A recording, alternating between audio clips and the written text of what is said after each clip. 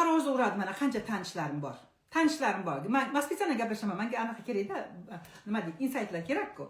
Tarozidan urasiz, men tarozidan urasan deyman. Shunaqa qilsam, o'zi 3 ta bolam bor, xo'jayinim o'tib ketgan yoki ajrashib ketganman, men endi boqishim kerak-ku, mana shuni tarozidan urmasam qolmaydi-da, hech nima qolmaydi-da deydi. Yo'q. Siz tarozidan kimni uryapsiz? Kimni aldayapsiz? Shaytonni aldayapsizmi? U ham karismi, o'rismi, qozoqmi, o'zbekmi, kim bo'lsa ham u ham Allohning bandasi. U ham 1 so'm, 2 so'mni topib bechora bozorga keladi. Siz sekin bitta kartoshka olib qo'yasiz, bitta olmani sekin chiriganini tiqib yuborasiz. Siz endi Alloh meni kechiradi. Mani bolalarim bor. Alloh meni kechiradi. Men kvartirada turaman. Men bechoraman deysiz. Alloh kechirmaydi sizni. Потому что siz Allohning bandasini aldayapsiz. Hammang taqvolisizlarda, alhamdulillah, mashallah, subhanalloh deysizlarda, og'izda. Lekin harakatlaringni qarasang, hammasi jinnicha harakat. Nima uchun? Qani menga javob beringlar-chi.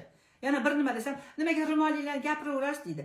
Atrof hammasi ro'mollilar, men ko'rib turganimni. Lekin hammang tarozidan urasan, chirigan olmasa urasan, gumma pishirayotgan paytda, "Xola gumma bering" deb 10 tani pulini bersa, 9 ta savoratda og'zini bog'laydi, как будто ko'rmaganda yoki bo'lmasam muzdeyin tiqib yuboradi, kechagi somsani, kechagi pirojkini tiqib yuborasizlar-ku. Bu уже halollik emas-ku. Buni ham, конечно, buni barakasi bo'lmaydi. Alloh taolo ko'rib turibdi-ku hammasini. Halol ishlasangiz barakani dodasi. Men qizlar, men ham Qozog'istonga borganimda rossa mashina tikkanman. To'xtamasdan 15 ming tanga. 15 ming tanga bu $100. Bitta ko'ylak $100 tikardim men.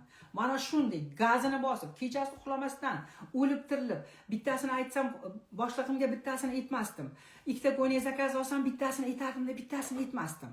Sababi, men bechora O'zbekistonga kelganman-ku, meni kechiradi Alloh taolo. Meni Alloh taolo tushunadi deb o'ylardim.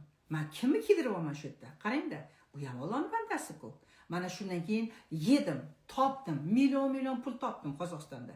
Lekin tars dedi, insult qildi, men o'tirib qo'ydi Xudo. Ajab bo'pti Altun xonim dedi. Ana hammasini keyin necha barobar qusdim shuni hammasini. Qancha больницаga ketdi pullarim. O'zbekistonda davolanyapman, Qozog'istonda davolanyapman. Shokka tushib qoldim, неужели koляskada o'tirib qolaman deb. Buni hammasi nimadan deb o'ylaysiz? Alloh menga sinov beryapti. Yaxshi ko'rgan odamga sinov beradi. Yo'q, u hammani yaxshi ko'radi. Bu insultga men o'zim bordim. Meni Alloh taolo olib bormadi, men o'zim bordim. Men kechasi bilan uxlamadim, mashina tikdim, 5 ta qo'lim og'zimga tiqdim. Men O'zbekistondan kelganman. Meni Alloh kechiradi. Men bolalarimni boqishim kerak. Men musofirchilikda yuribman. Musofirchilikda yurgan odam kechiradi deb o'ylaymiz-ku, kechirmaydi Alloh taolo. Va pishi kechirmaydi.